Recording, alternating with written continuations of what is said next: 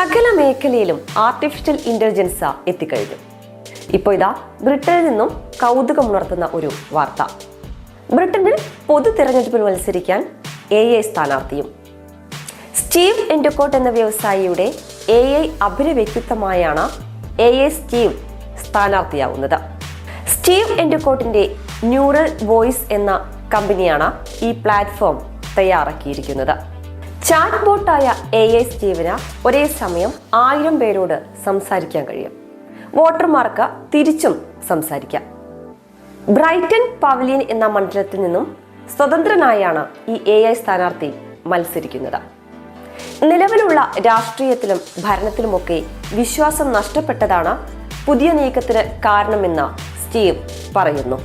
എന്നാൽ ജയിക്കുകയാണെങ്കിൽ AI അല്ല, മറിച്ച് സ്റ്റീവ് തന്നെയാകും പാർലമെന്റ് അംഗമാകുകയെന്ന് തെരഞ്ഞെടുപ്പ് കമ്മീഷൻ വ്യക്തമാക്കി.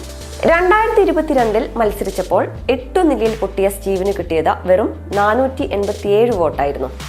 ഏതായാലും ജൂലൈ 4-നാണ് ബ്രിട്ടനിലെ പൊതു തെരഞ്ഞെടുപ്പ് നടക്കാൻ പോകുന്നത്. ഈ AI സ്ഥാനാർത്ഥി വിജയിക്കുമോ എന്ന് കാത്തിരുന്ന് കാണാം.